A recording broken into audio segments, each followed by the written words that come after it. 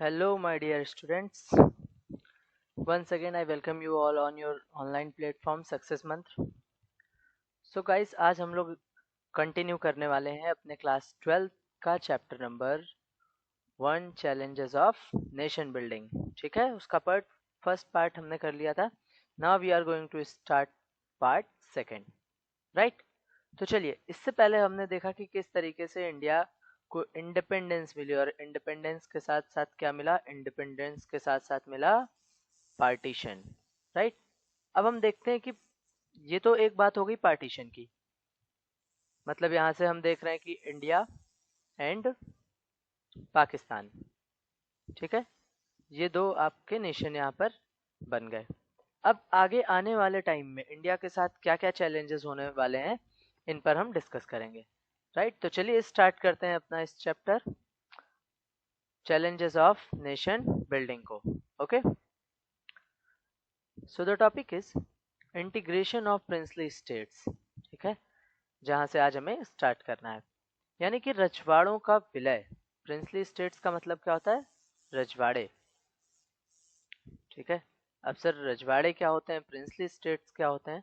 तो princely states का मतलब था ऐसे एरिया जहां पर जो किंग्स थे, रूलर्स थे, वो हुआ करते थे। बेसिकली हमारा जो पूरा इंडिया था, अगर हम यहाँ पर देखें बिफोर एंड आफ्टर पार्टीशन का हमारे पास एक मैप है, तो अगर इसको हम ध्यान से देखें, ठीक है, तो इसमें आपको दो पार्ट्स दिख रहे हैं, एक येलो कलर से दिख रहा है और एक ब्लू कलर से दिख रहा है। येलो कलर के लिए क्या कहा गया है, it is British India and blue is princely states. Basically था क्या कि इंडिया जो है हमारा, वो दो पार्ट्स में आपको देखने को मिलेगा। 67% of the portion was British India. British India का मतलब हुआ जिस पर डायरेक्टली क्राउन का इफेक्ट था, है ना, डायरेक्टली क्राउन का कंट्रोल था, हम ये कह सकते हैं।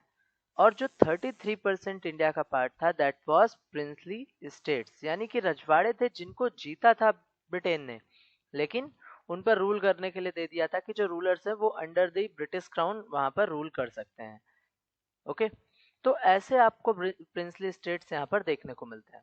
तो यहाँ पर हम देख पा रहे हैं कि दो तरीके से इंडिया है, बिफोर एंड आफ्टर पार्टीशन की यहाँ पर इमेज है, जिसमें ब्लू कलर से जो आप देख रहे हैं दैट इज प्रिंसली स्टेट्स, और जो येलो कलर से आपको ये पार्ट दिख रहा है दैट इज ब्रिटिश इंडिया। ठीक है, यहाँ पर देखिए ये जो डॉट लाइंस हैं, इसका मतलब है कि जो पार्टीशन हुआ, जो कंट्रीज हमारे यहाँ से निकली, जैसे पाकिस्तान एक नेशन बना, इधर जो है ईस्ट पाकिस्तान बना, विच बिकम लेटर बांग्लादेश। तो इस तरीके से हम यहाँ पर देख सकते हैं चीजों को। ठीक, चलिए, तो यहाँ पर हमें देखना है integration of princely states. Integration का मतलब होता है विलय, यानी कि किस तरीके से इसको मिलाया गया इंडिया में। तो सबसे पहले हम देखते हैं कि प्रॉब्लम क्या आई। ठीक है, और प्रॉब्लम के बाद हम देखेंगे कि गवर्नमेंट का इस पर क्या अप्रोच रहा, राइट। तो इंडिया को हम दो पार्ट में देख रहे हैं, ठीक है, जहां पर एक ब्रिटिश इंडिया और एक प्रिंसली स्टेट्स के फॉर्म में हमें देखने को मिलता है। क्लियर है, यहाँ पर ब्रिटिश इंडिया पर जो ब्रिटिश गवर्नमेंट थी उसका डायरेक्टली कंट्रोल हुआ करता था, जबकि दूसरी तरफ अगर हम बात करें तो छोटे बड़े मिलाकर कई तरीके के स्टेट्स थे जिन्हें प्रिंसली स्टेट कहा जाता था, और जहां पर बेसिकली जो किंग्स थे उनका शासन हुआ करता था, उनका रूल हुआ करता था। क्लियर है यहाँ तक, चलिए।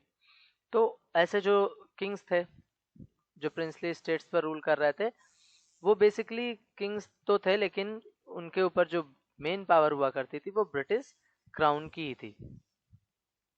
क्लियर है, यानी उसको अपने अंडर में मानकर, और वो क्या कर रहे थे, वो इस तरीके से रूल कर रहे थे। तो बेसिकली ये था कि आप किंग हैं, आप रूलर तो हैं, लेकिन आपके ऊपर कौन है, आपके ऊपर है ईस्ट इंडिया कंपनी के लोग। ठीक है, तो यानी कि ईस्ट इंडिया कंपनी तो उस समय एबॉलिश हो गई थी, दैट वाज क्राउन। ठीक है, ब्रिटिश क्राउन का रूल डायरेक्टली आ गया था, तो ब्रिटिश क्राउन जो था वो अब डायरेक्टली रूल कर रहा था। क्लियर है यहाँ पर, ठीक। अब इनका काम क्या होता था, तो जो बेसिकली इंटरनल जो भी मामले होते थे, इंटरनल जो मैटर्स होते थे, ठीक है, इंटरनल जो भी मैटर्स हैं उन पर तो ये किंग्स अपना डिसीजन ले सकते थे, बट अगर हम ब्रिटिश क्राउन की बात करें तो जो भी एक्सटर्नल मैटर्स होते थे, जो भी आपके ट्रेड वगैरह होते थे, उस पर क्राउन ही इस पर डिसीजन लेता था कि किस तरीके से वहां पर आपको डिसीजन लेना है। राइट, क्लियर है यहाँ पर। चलिए आगे बढ़ते हैं। अब बात करते हैं हम प्रॉब्लम्स की, कि आखिर इस ब्रिटिश जो इंडिया था वो तो चलिए वो डायरेक्टली कंट्रोल में था, तो वहां पर ब्रिटिश क्राउन था, लेकिन प्रिंसली स्टेट्स को लेकर किस तरीके की बाद में हमारे साथ प्रॉब्लम्स हुई, ठीक है, यानी इंडिपेंडेंस के बाद किस तरीके की प्रॉब्लम हमारे साथ क्रिएट होने लगी, यहाँ पर इस बारे में हम डिस्कस करने वाले हैं, राइट। तो सबसे पहली प्रॉब्लम ये आती है कि जब हम इंडिपेंडेंट हुए तो हमारे पास क्या था, एक तो हमें इंडिया को देखना था, यानी एक तो इंडिया एक नेशन बन रहा था, दूसरा पाकिस्तान बन रहा था, ठीक है, and third was these princely states, ठीक है। इसको लेकर भी चीजें वहां पर कही गई, और क्या चीजें थी वो चीजें ये थी कि ये जो प्रिंसली स्टेट्स हैं, जो नंबर में कितने थे, 565 थे, जिनके नंबर कितना था, 565 था, इनके लिए ऐसा कहा गया कि इनके पास दो ऑप्शंस हैं, ठीक है, एक्चुअली थ्री ऑप्शंस है, not two, and that was कि ये चाहे तो इंडिया के साथ मिल जाए, ठीक है, दूसरा ये चाहे तो पाकिस्तान के साथ मिल जाए, यानी पाकिस्तान के साथ खुद को मर्ज कर सकते हैं, एंड द थर्ड वाज कि ये चाहे तो इंडिपेंडेंट रह सकते हैं, ठीक है, मतलब ना तो ये पाकिस्तान के साथ मिलेंगे और ना ही ये इंडिया के साथ मिले, तो ऐसा भी ऑप्शन इनके पास था, ठीक है, तो ये दोनों चीजें ये अपना डिसीजन ले सकती थी। और सबसे बड़ी बात ये थी कि ये जो डिसीजन था, ठीक है, प्रिंसली स्टेट्स के मिलने का, कि वो इंडिया के साथ जाएगा, पाकिस्तान के साथ जाएगा, या फिर थर्ड जो था कि इंडिपेंडेंट रहेगा, ठीक है, इंडिपेंडेंट रहेगा, ये डिसीजन लेना किसको था, ये डिसीजन वहां की पब्लिक को नहीं लेना था, ये डिसीजन लेना था वहां के रूलर को, वहां के किंग को। क्लियर है यहाँ तक। अब इस चीज को लेकर क्या हुआ कि जब सारे राइट्स कि उन्हें किसके साथ मिलना है, वो किसके पास चले गए, रूलर के पास चले गए, तो ऐसी कंडीशन में प्रॉब्लम क्या क्रिएट हो गई, प्रॉब्लम क्रिएट हो गई, यूनाइटेड इंडिया का जो सपना हमारे लीडर्स देख रहे थे वो कैसे पूरा होगा, ठीक है, क्योंकि डिसीजन कौन ले रहा है, डिसीजन रूलर ले रहे हैं, मैक्सिमम ऐसे एरिया हैं जहां पर मुस्लिम रूलर्स थे, तो ये भी एक डर लगा हुआ था कि वो पाकिस्तान के साथ जाकर जुड़ने की बात करेंगे, क्योंकि पाकिस्तान ने खुद को क्या कहा था, that we are a Muslim nation, Pakistan is a Muslim nation, और वहां पर दो दो पार्ट में आप देख रहे हैं, ईस्ट में भी पाकिस्तान है, वेस्ट में भी पाकिस्तान है, तो इस तरीके की प्रॉब्लम्स यहाँ पर होने लगी, और जल्दी क्या हुआ, ये प्रॉब्लम्स स्टार्ट हो गई, जैसे कि सबसे पहले अगर आप देखेंगे तो जो एक त्रावणकोर हमारे यहाँ जो राज्य है, स्टेट था, ठीक है, वहां के जो किंग थे उन्होंने अनाउंस कर दिया that the state had decided on independence, ठीक है। कहां पर ये प्रॉब्लम स्टार्ट हुई, तो ये प्रॉब्लम स्टार्ट हुई त्रावणकोर में, त्रावणकोर में, और त्रावणकोर ने कहा कि हमें इंडिपेंडेंट रहना है, और जैसे ही ये हुआ नेक्स्ट डे हैदराबाद हैदराबाद ने भी अनाउंस कर दिया कि हमें भी इंडिपेंडेंट रहना है, ठीक है, क्लियर। कुछ शासक, जैसे कि हम बात करें भोपाल के नवाब जो थे, है ना, उन्होंने कहा कि हम जो है, भोपाल के जो नवाब थे उन्होंने कहा कि हम जो है कॉन्स्टिट्यूएंट असेंबली में नहीं पार्टिसिपेट करेंगे, ठीक। तो इन सारी चीजों को देखते हुए एक बात तो कहीं ना कहीं लीडर्स को लगने लगी थी हमारे, कि इंडिया जो है वो कई सारे पार्ट्स में, कई सारे छोटे छोटे नेशन में टूटने वाला है, क्योंकि कोई इंडिया के साथ मिलना चाहता है, कोई पाकिस्तान के साथ मिलना चाहता है, कई सारे लोग ऐसा कह रहे हैं कि हम इंडिपेंडेंट रहेंगे, भोपाल के नवाब जैसे लोगों ने कहा कि हम पार्टिसिपेट ही नहीं करेंगे कॉन्स्टिट्यूएंट असेंबली में, यानी हम कॉन्स्टिट्यूशन का हम पार्ट ही नहीं बनेंगे। तो ऐसी कंडीशन में ये लगने लगा कि बहुत जल्द क्या होने वाला है, इंडिया कई सारे छोटे छोटे पार्ट में टूटने वाला है, और ऐसी कंडीशन में जो एक हमारा टारगेट था कि हम यूनाइट होंगे, है ना, हम डेमोक्रेटिक होंगे, वो सारी चीजें क्या होने लगी, वो कहीं ना कहीं धुंधली होने लगी हमारे जो लीडर्स थे उनके सामने, ठीक है। तो बहुत ही एक स्ट्रेंज कंडीशन उस समय इंडिया के सामने आ गई, कि जो हमारे प्रिंसली स्टेट्स हैं जो ऑलरेडी 565 हैं, इनको हम कैसे जोड़ें, है ना। तो ऐसी कंडीशन में अब जो है प्रॉब्लम यहाँ पर क्रिएट होने लगी इंडियन लीडर्स के सामने, और प्रॉब्लम ये थी कि अभी तक जो ये प्रिंसली स्टेट्स थे, ये बहुत ही, आप कह सकते हैं कि सेल्फ डिटर्मिनेशन के थ्रू चलाए जा रहे थे। तो यहाँ पर जो प्रिंसली स्टेट्स थे वो मैक्सिमम कैसे चल रहे थे, वो नॉन डेमोक्रेटिक मैनर की तरह ही चल रहे थे, है ना। कैसे चल रहे थे, नॉन डेमोक्रेटिक मैनर की तरह, यानी कि अलोकतांत्रिक तरीके से उसको चलाया जा रहा था। डेमोक्रेसी जैसा वहां पर कोई कॉन्सेप्ट नहीं, मोनार्की सिस्टम था, जो राजा कहता था वैसे हो रहा था, ठीक है। तो ये सारी प्रॉब्लम्स हमारे सामने देखने को मिलेंगे, क्योंकि ऐसे में क्या होता है, जैसे प्रिंसली स्टेट्स वगैरह जो होते हैं, वहां पर सबसे ऊपर कौन है, सबसे ऊपर किंग है, सबसे ऊपर रूलर है, तो जो भी वो डिसीजन ले रहा है वही सबको मानना है, ठीक है। तो एक नॉन डेमोक्रेटिक फॉर्म हमें यहाँ पर देखने को मिलेगा। क्लियर है यहाँ तक? आई होप कि जो हमारे सामने प्रॉब्लम्स आई वो आपको क्लियर हो गई होंगी। अब हम बढ़ते हैं इसमें कि गवर्नमेंट ने आखिर इसके लिए क्या अप्रोच किया, ठीक है, गवर्नमेंट का क्या नजरिया था, राइट। तो जो हमारी इंतरिम गवर्नमेंट बनी, है ना, अगर हम इंडिया की बात करें तो इंडिया की एक इंतरिम गवर्नमेंट, ठीक है, इंतरिम गवर्नमेंट। चलिए, आप लोगों के लिए क्वेश्चन ये है कि ये इंतरिम गवर्नमेंट क्या होती है, कमेंट बॉक्स में मुझे जरूर बताइए, राइट, कि सर इंतरिम गवर्नमेंट का मतलब ये होता है। Okay, I will weight of your comments, right. चलिए, इंतरिम गवर्नमेंट ने क्या किया, अगर हम बात करें तो जो छोटे बड़े आप देख रहे हैं कि कई सारे स्टेट थे, है ना, उसके खिलाफ इन्होंने बात की कि इस तरीके से हम नहीं कर सकते ना, कि इतना बड़ा इंडिया जो हम यूनाइट होने की बात कर रहे हैं, जो हम डेमोक्रेटिक होने की बात कर रहे हैं, उसको ऐसे छोटे छोटे फॉर्म में ब्रेक कर दिया जाए, ठीक है। तो इन चीजों से हमें बचना था। तो हमारी जो इंतरिम गवर्नमेंट थी, जो यानी कि कॉन्स्टिट्यूशन के साथ पैरेलल एक गवर्नमेंट बनाई गई, जब तक हमारे 1951 में इलेक्शंस नहीं हो गए, तो उस समय तक जो गवर्न करने का काम हो रहा था वो इंतरिम गवर्नमेंट के थ्रू किया जा रहा था।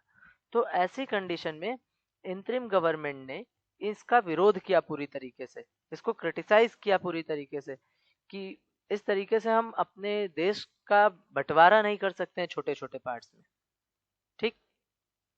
उधर मुस्लिम लीग थी, आपको पता है, मुस्लिम लीग ने क्या किया कि इस तरीके से जो इंडियन नेशनल कांग्रेस थी उसका विरोध करना स्टार्ट कर दिया, है ना, उसको अपोज करना स्टार्ट कर दिया, right. The Muslim League opposed the Indian National Congress and took the view that the states should be free to adopt any course they like.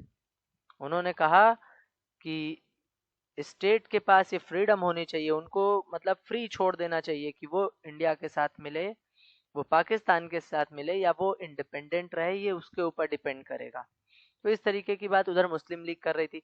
तो आप देखेंगे इधर मुस्लिम लीग और उधर इंडिया,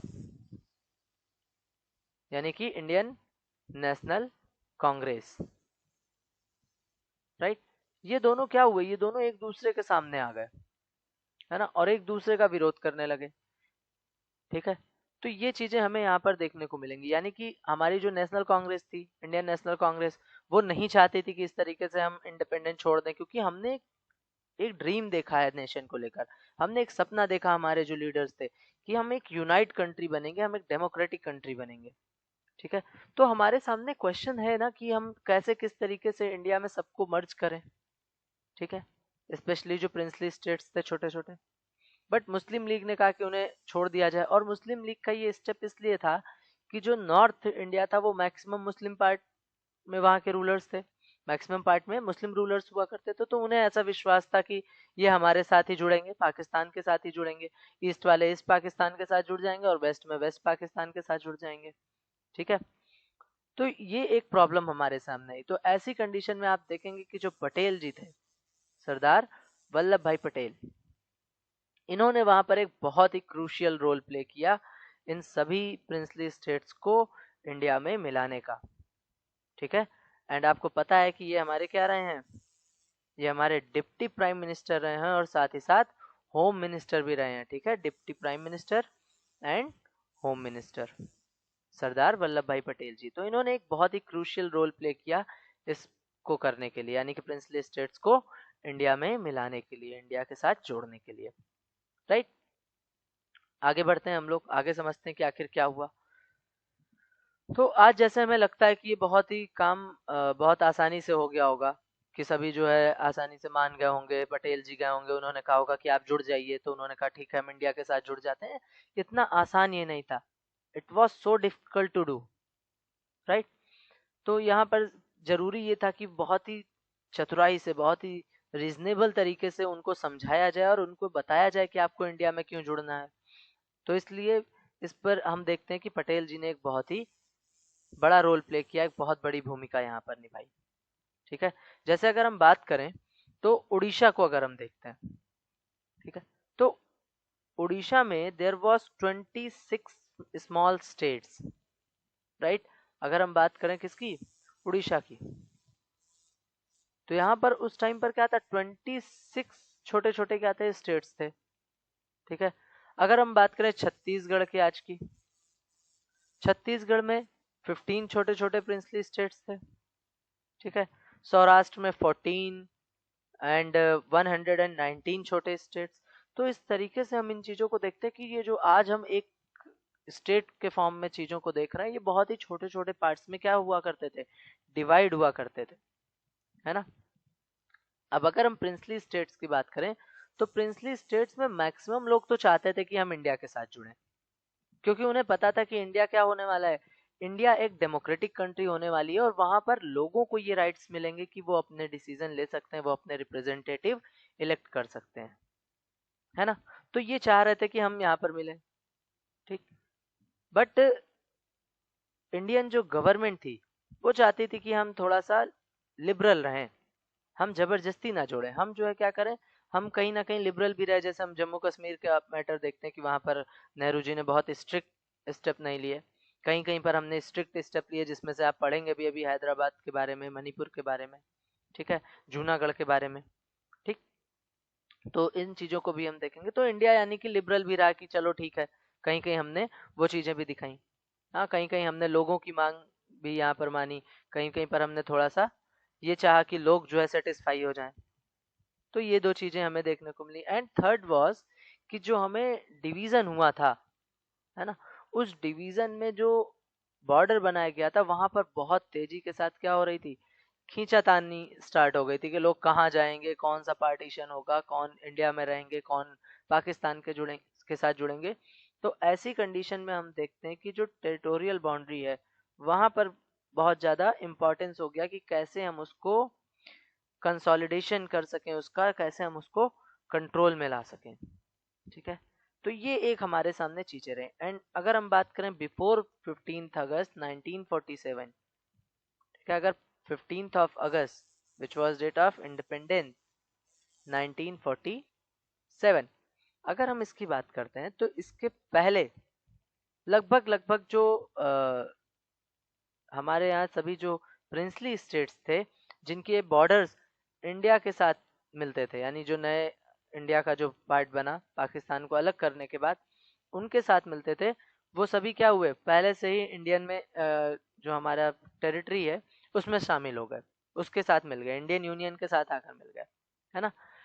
ज्यादातर जो हमारे जो प्रिंसली स्टेट्स होते थे, उन्होंने इंडियन यूनियन में अपना क्या किया, इंटीग्रेशन कर लिया, ठीक है, यानी हमारे साथ मर्ज हो गए। और ये जो मर्ज होने की जो तरीका था, जिस पर वो जिस लेटर पर वो साइन करते थे, है ना, जिस डॉक्यूमेंट पर उन्होंने साइन किया, उसको हम क्या कहते हैं, that is the most important, the rulers of most of the state signed a document. उन्होंने एक डॉक्यूमेंट पर साइन किया, और उस डॉक्यूमेंट को हम क्या कहते हैं, जिस पर उन्होंने साइन करके खुद को इंडिया के साथ जोड़ा था, that is known as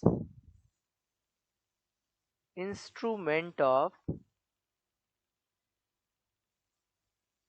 accession. क्या बोलते हैं हम उसे, इंस्ट्रूमेंट ऑफ एक्सेशन, ठीक है, हिंदी में भी यही बोलेंगे इसे, instrument of accession. So that was document जिस पर सभी प्रिंसली स्टेट्स ने साइन किया और खुद को इंडियन यूनियन के साथ जोड़ने का डिसीजन लिया। ठीक है, तो ये तो हमने यहाँ पर देख लिया।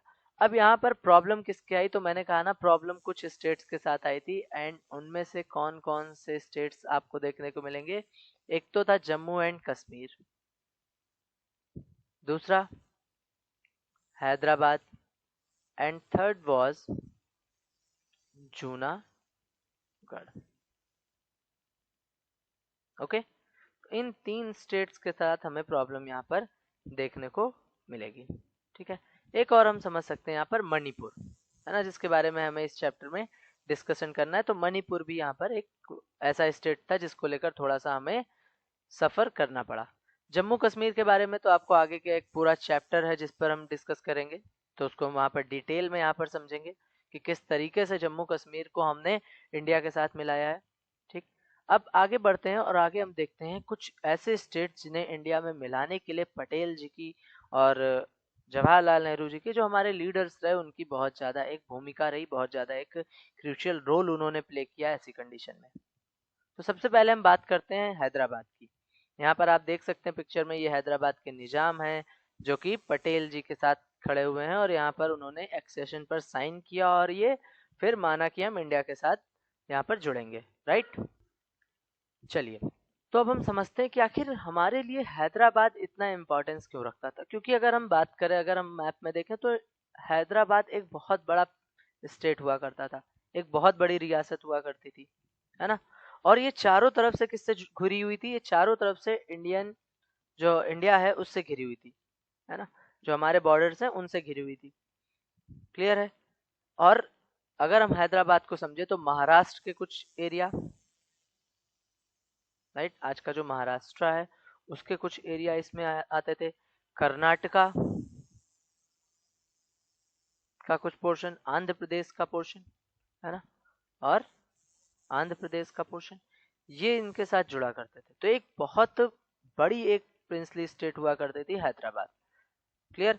और यहाँ पर जो शासक हुआ होता था, यहाँ पर जो रूलर था, उसको क्या कहा जाता था? दैट वाज नोन एज निजाम। क्या कहा जाता था? निजाम, क्लियर। अब हैदराबाद क्योंकि एक निजाम था, यहाँ पर एक मुस्लिम रूलर था, तो मैंने कहा ना कि बहुत सारे मुस्लिम रूलर्स ऐसे थे जिन्हें लगता था कि वो पाकिस्तान से मिलेंगे तो उन्हें बहुत ज़्यादा फ्रीडम मिल जाएगी, क्योंकि पाकिस्तान ने अपने आप को एक मुस्लिम नेशन यहाँ पर अनाउंस किया था। तो ये भी चाहता था कि हम उसके साथ मिल जाएं स्टार्टिंग में, है ना। और अगर हम बात करें निज़ाम की या हैदराबाद की, तो यहाँ का जो निज़ाम हुआ करता था वो एक बहुत ही अमीर लोगों में दुनिया के शामिल हुआ करता था, कि उनमें से ये भी एक होते थे कि बहुत ज़्यादा इनके पास धन दौलत और ये सारी चीज़ें बहुत होती थी, ठीक है। तो अगर हम बात करते हैं हैदराबाद की, तो हैदराबाद ने नवंबर 1947 में क्या कहा कि हम जो है अभी चाहते हैं कि एक साल तक लगभग हम सेम कंडीशन में रहें जिस कंडीशन में अभी हम हैं, क्लियर है। यानी कि अभी हम ना पाकिस्तान के साथ मिलने का डिसीजन ले रहे हैं, ना ही इंडिया के साथ मिलने का डिसीजन ले रहे हैं। अभी हम इंडिपेंडेंट रहना चाहते हैं और फिर हम डिसाइड करेंगे कि हमें किसके साथ जाना है, क्लियर। तो यहाँ पर नवंबर 1947 was that Hyderabad had decided to make the same situation, right। यानी कि जिसको हम कहते हैं, it was called stand still agreement। क्या बोलते हैं इसको हम? स्टैंड स्टिल, नाम से ही क्लियर है, एग्रीमेंट। स्टैंड स्टिल यानी कि जैसे हैं वैसे ही बने रहना, यथा स्थिति बने रहना। ऐसे एग्रीमेंट पर हमने क्या किया? एक समझौता किया, एक एग्रीमेंट किया इंडिया के साथ हैदराबाद ने। उसने कहा एक साल तक हम ऐसे ही बने रहना चाहते हैं, जबकि इन एक सालों में इंडिया के साथ लगातार उसकी बातचीत चल रही थी, क्लियर है। अब यहाँ पर अगर हम देखें तो क्योंकि वहाँ की पब्लिक चाहती थी कि वो इंडिया के साथ मिले, तो इसलिए उसने क्या किया? उसने मूवमेंट यहाँ पर स्टार्ट कर दिया अगेंस्ट निज़ाम। पब्लिक निज़ाम के अगेंस्ट हो गई, उसने उसके खिलाफ जो है यहाँ पर स्टार्ट कर दिया मूवमेंट।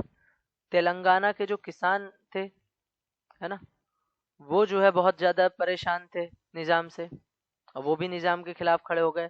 महिलाएं जो थी, विमेंस जो थी, वो सबसे ज़्यादा यहाँ पर परेशान थी।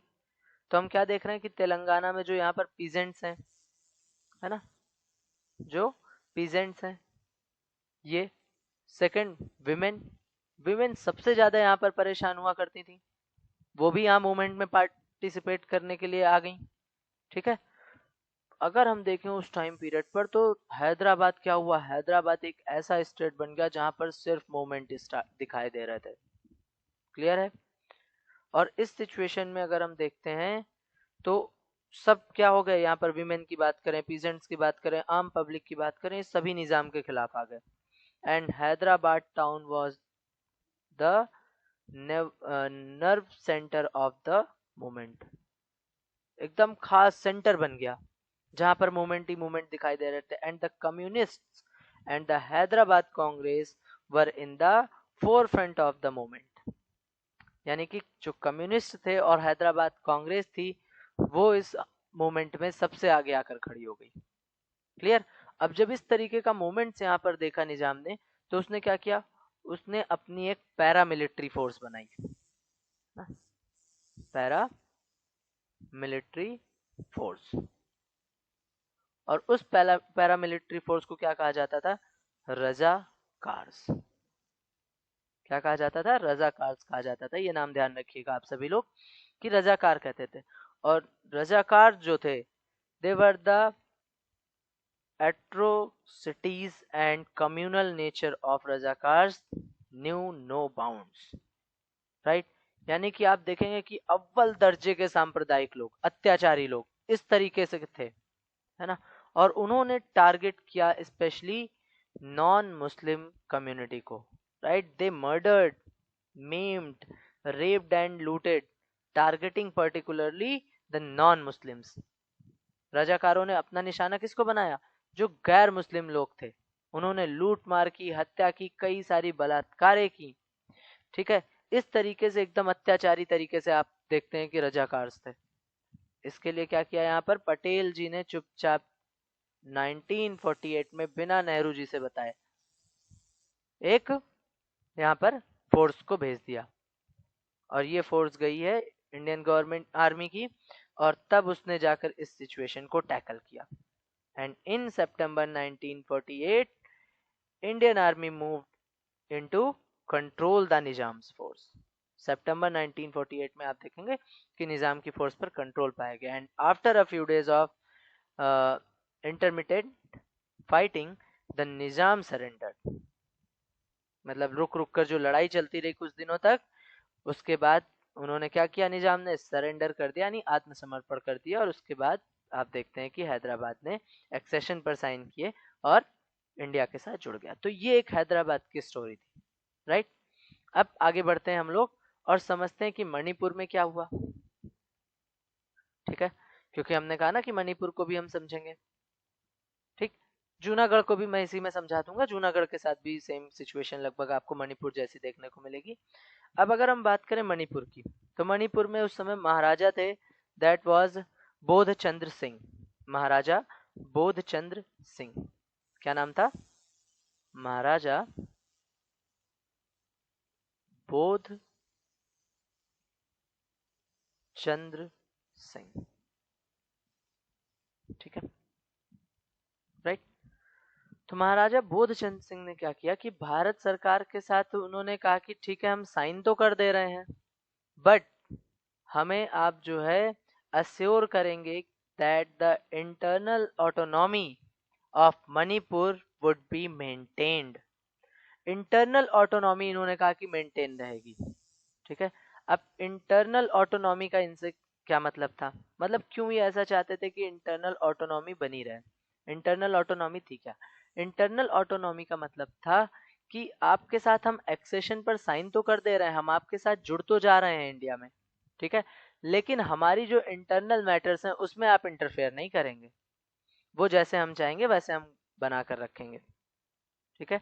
तो आप देखेंगे कि हमने यहाँ पर ठीक है मान लिया, चलो ठीक है, एक्सेशन पर साइन तो करो, पहले इंडिया के साथ जुड़ो, तो जुड़ गए। लेकिन वहां पर भी पब्लिक ने क्या किया, पब्लिक जो है उसने प्रेशर बनाया। And under the pressure of public opinion the maharaja held elections in Manipur in June 1948।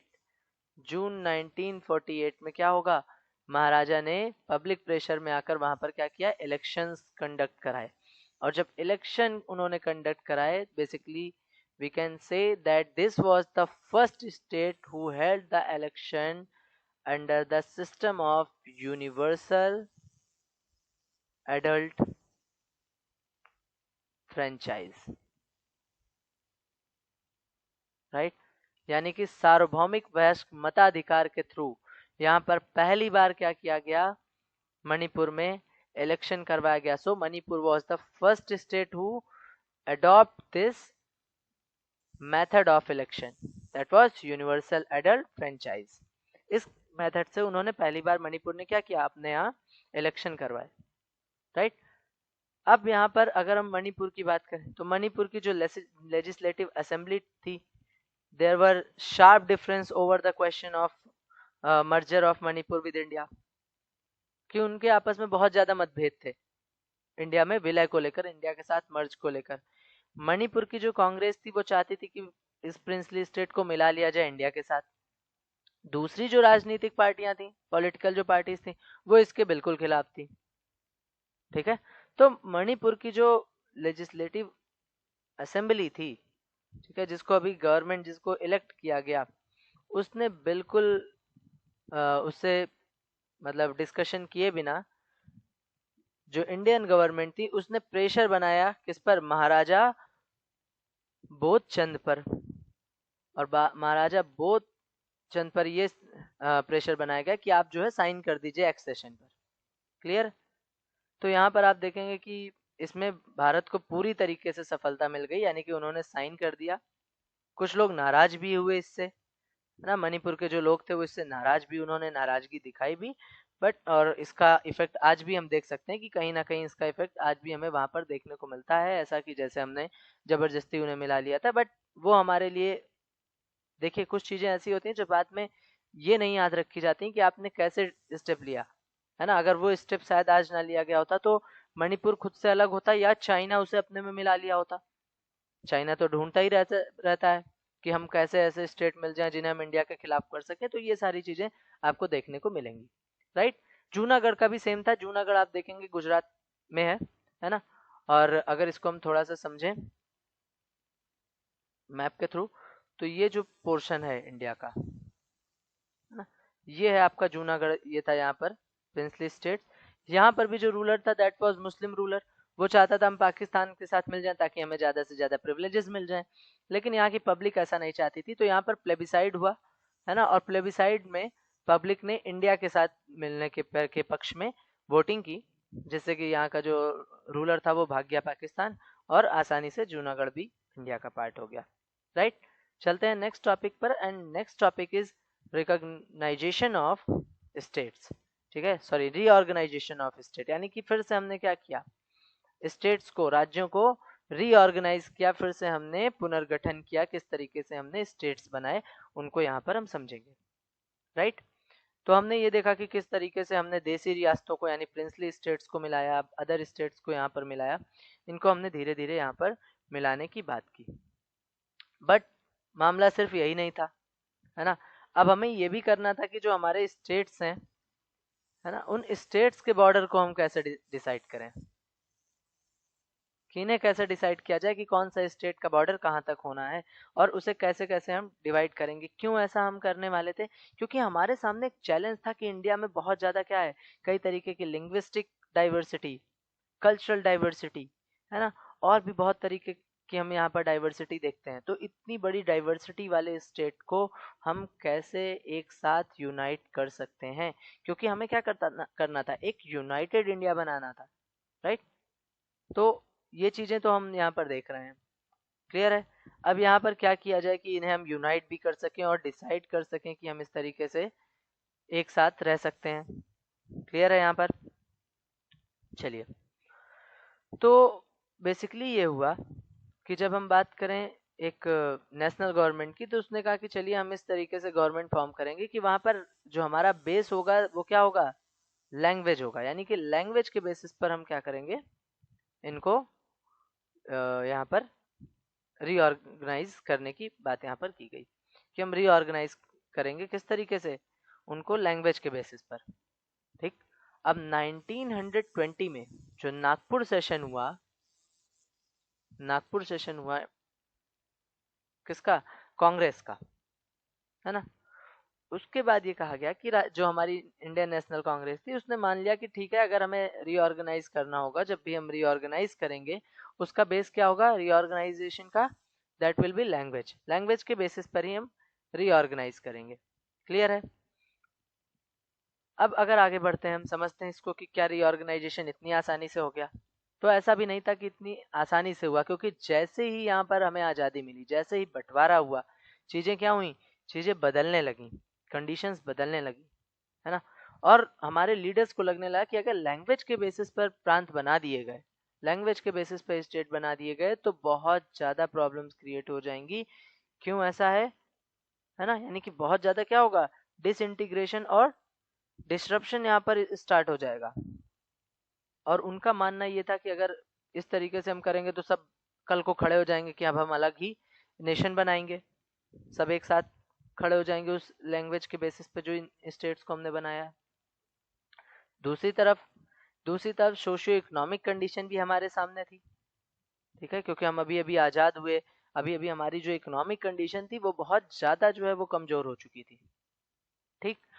उधर हम देख रहे हैं प्रिंसली स्टेट्स का भी अभी जो मसला था वो पूरी तरीके से क्लियर नहीं हुआ था। तो ये सारी चीज़ें, उधर पार्टीशन, इधर लैंग्वेज के बेसिस पे स्टेट को बनाना या ना बनाना, उधर प्रिंसली स्टेट्स, तो हमारे सामने ये सारी चीज़ें एक साथ आ गई। क्लियर। अगर हम बात करते हैं मद्रास की, यहाँ पर हमें कुछ जो वहाँ के लोकल लीडर्स थे उनके सामने हमें प्रॉब्लम्स भी फेस करने को मिली कि अगर हम मद्रास की बात करें तो मद्रास में जो तेलुगु लैंग्वेज वाले लोग थे, तेलुगु बोलने वाले लोग, उनके साथ आप देखेंगे कि प्रॉब्लम हमें देखने को मिलेगी। वो सबसे पहले क्या करेंगे, तेलुगु तेलुगु स्पीकिंग जो एरिया था ओल्ड मद्रास प्रोविंस का, वो यहाँ पर क्या करेगा, वो यहाँ पर खड़ा हो जाएगा, है ना। और वो डिमांड करने लगेगा कि मद्रास प्रांत में से आज के तमिलनाडु और आंध्र प्रदेश, पहले दोनों एक साथ हुआ करते थे, है ना, कुछ हिस्से केरला और कर्नाटका के भी आते थे, तो ये भी एक ठीक ठाक बड़ा क्या है, प्रोविंस है। उन्होंने कहा कि आंध्र प्रदेश को अलग बनाया जाए, और उन्होंने कहा कि जो तेलुगु स्पीकिंग वाले लोग हैं उन्हें अलग किया जाए और उन्हें एक स्टेट दिया जाए जिसका नाम हो आंध्र प्रदेश, इन्हें अलग किया जाए तेलुगु स्पीकिंग के लिए, ठीक है, जो तेलुगु बोलने वाले लोग हैं उनके लिए इनको अलग करिए, ठीक। तो ये हमें देखने को यहाँ पर मिलेगा। और इसके लिए आप देखते हैं कि कांग्रेस के जो लीडर हुआ करते थे, जिनका नाम आप देखेंगे पोटी श्री रामुलु, है ना, गांधीवादी थे, प्योर गांधीवादी थे। उन्होंने अनशन पर बैठ गए, किसी तरीके का वायलेंस नहीं किया, ठीक है, क्योंकि उधर सेंट्रल गवर्नमेंट इन्हें हाँ ना में अटकाई हुई थी, तो ये चुपचाप बैठ गए और इन्होंने कहा कि अब जब तक आप हमारी बात नहीं मानेंगे, हम पूरी तरीके से क्या करेंगे, हम पूरी तरीके से यहाँ पर अनशन पर बैठेंगे, भूख हड़ताल पर बैठ जाएंगे, right. Went on a indefinite fast, अनिश्चितकालीन अनशन पर, भूख हड़ताल पर बैठ जाएंगे। और ये भूख हड़ताल की अगर हम बात करें, इस फास्ट की हम बात करें जो कि इनडेफिनिट था, वो इनकी डेथ के साथ, यानी 56 डेज के बाद इनकी डेथ हो जाती है। और जैसे ही डेथ होती है वायलेंस भड़क जाता है इस एरिया में, बहुत ज्यादा लोग सड़क पर उतर आते हैं, पुलिस फायरिंग करती है, बहुत सारे लोग मारे जाते हैं, है ना। कई सारे विधायक जो ऐसे थे, एमएलए थे, उन्होंने क्या किया, उन्होंने रिजाइन दे दिया। तो कंडीशन इतनी ज्यादा बुरी हो गई कि एट लास्ट कांग्रेस जो थी उसको इनके सामने झुकना पड़ा। और प्राइम मिनिस्टर ने 1952 के दिसंबर में लैंग्वेज के बेसिस पर पहला स्टेट बनाया, जो कौन सा था, जो था आंध्र प्रदेश, ठीक। It was the first state which become on the basis of language. Clear है। तो आंध्र प्रदेश क्या था, पहला लैंग्वेज के बेसिस पर ये बना। देख सकते हैं हम इंडिया को आफ्टर इंडिपेंडेंस कैसे ये रीऑर्गेनाइज हुआ है, अलग अलग स्टेट्स में हमें देखने को मिल रहा है। क्लियर। अब इसके लिए क्या किया गया, जब आंध्र प्रदेश का गठन हुआ तो जैसे ही आंध्र प्रदेश बना, आंध्र प्रदेश बना, वैसे ही अब ये आंध्र प्रदेश किसके बेसिस पर बना, लैंग्वेज के बेसिस पर बना। तो लैंग्वेज के बेसिस पर और डिमांड होने लगी। गुजरात महाराष्ट्र का एरिया था जहाँ पर गुजराती बोलने वाले भी लोग थे, मराठी बोलने वाले भी लोग थे। यहाँ पंजाब, हरियाणा, चंडीगढ़, है ना, इनको हम देखते हैं, ये सारे स्टेट कैसे थे, पंजाब और हरियाणा, लैंग्वेज के बेसिस पर इसमें 2 लैंग्वेज वाले लोग आपको मिल रहे हैं, ठीक है। तो इस तरीके से अब सभी डिमांड करने लगे कि हमें जो है लैंग्वेज के बेसिस पर अलग अलग किया जाए। और इसी को देखते हुए 1953 राइट। 1953 में स्टेट रीऑर्गेनाइजेशन कमीशन बनाया गया। क्या बनाया गया? स्टेट रीऑर्गेनाइजेशन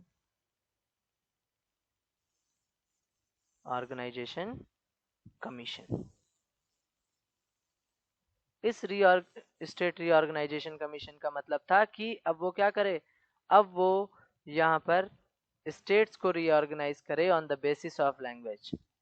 और इसने अपनी रिपोर्ट दी 1956 में, और इसी के बेसिस पर आप देखेंगे कि इंडिया को डिवाइड किया गया 14 स्टेट्स एंड 6 यूनियन टेरिटरीज में। क्लियर है? तो ये एक स्टोरी रही है ना, ये एक तरीका था कि किस तरीके से धीरे धीरे हम देखेंगे कि आज़ादी के शुरुआती सालों में कई तरीके की डिमांड इंडिया के सामने आई। राइट। ऐसी कंडीशन में इंडिया को ऑर्गेनाइज करना, उसके स्टेट्स को रीऑर्गेनाइज करना, ये एक बहुत ही बड़ा चैलेंज था जिसको हमारे लीडर्स ने बहुत ही अच्छे तरीके से, बहुत ही शांत तरीके से क्या किया, सुलझाने का काम किया। अदरवाइज अगर इस तरीके के स्टेप्स उस समय ना लिए गए होते तो शायद इंडिया इस तरीके से यूनाइट ना हो पाता और कई स्टेट्स में डिवाइड हो जाता। लेकिन उसके बावजूद आज भी हम देखते हैं कि लगभग इतने सारे साल बीत चुके हैं, यानी हमने अभी 75th इंडिपेंडेंस डे सेलिब्रेट किया। ठीक है, आज़ादी का अमृत महोत्सव हम सेलिब्रेट कर रहे हैं। तो ऐसी कंडीशन में हम देख रहे हैं कि आज भी आपको लैंग्वेज के बेसिस पर, आपको आज भी रिलीजन के बेसिस पर, ठीक है, आज भी हम अगर बात करें कल्चरल लेवल पर, हमें आज भी कॉन्फ्लिक्ट्स देखने को मिल जाते हैं। स्पेशली रिलीजन और लैंग्वेज के बेसिस पर आज भी कॉन्फ्लिक्ट कहीं ना कहीं बने हुए हैं। ठीक है, आज भी विमेन्स को लेकर हम कंडीशन कहीं ना कहीं देख रहे हैं कि उस तरीके का भी उनका पार्टिसिपेशन नहीं हो पाया है, लेकिन हम लगातार इसके लिए कोशिश जरूर कर रहे हैं, हमारे लीडर्स कर रहे हैं, नए नए जो है वो स्कीम्स लेकर आ रहे हैं, ऐसी पॉलिसीज वो बना रहे हैं कि इनको सही किया जा सके। ठीक है, तो ये धीरे धीरे क्या हुआ, ये धीरे धीरे आप देखेंगे लैंग्वेज के बेसिस पर हमने इंडिया को रीऑर्गेनाइज किया, और आज हमारे पास करंट में 28 स्टेट्स एंड 8 यूनियन टेरिटरीज हैं, जो कि बहुत अच्छे से रह रहे हैं, बहुत अच्छे से हम ऑर्गेनाइज तरीके से आगे चल रहे हैं। ठीक है, तो यहाँ पर हमने देखा कि आखिरकार हमारे लीडर्स ने जो एक सपना देखा था कि हम एक डेमोक्रेटिक कंट्री बने, है ना, एक डेमोक्रेटिक कंट्री हो, एक ऐसी कंट्री जो यूनिटी इन डाइवर्सिटी की बात करती हो, तो उन चीज़ों को हमने क्या किया, कहीं ना कहीं उन चीज़ों को हमने अपने कॉन्स्टिट्यूशन में भी लेकर आए, उनको अचीव करने के लिए हमने कोशिश की, और बहुत हद तक हमने उन्हें पा भी लिया है। क्लियर है? तो ये था हमारा चैप्टर, जो हमारे कुछ चैलेंजेस रहे उनको हमने फेस किया, किस तरीके से हमने पार्टीशन को देखा, फिर स्टेट्स को लेकर, प्रिंसली स्टेट्स को लेकर, इन सभी पर हमने डिटेल में डिस्कशन किया। आई होप आपको ये चैप्टर समझ में आया होगा। अगर ये चैप्टर आपको हेल्प करता है, ठीक है, तो इसको लाइक करिए, शेयर करिए अपने फ्रेंड्स के साथ। किसी भी तरीके का कोई भी डाउट होता है, कोई भी क्वेश्चन आपके माइंड में आता है, then you can leave a comment, right. And channel को सब्सक्राइब करें और बेल आइकन को जरूर प्रेस करिए, ताकि आने वाले इसी तरीके के जो अदर चैप्टर्स के वीडियोस हैं वो आपको उनके नोटिफिकेशंस मिलते रहें। ठीक है, चलिए, तो मिलते हैं नेक्स्ट वीडियो में, नेक्स्ट क्लास में। Till then, take care, bye bye, and thank you for the watching.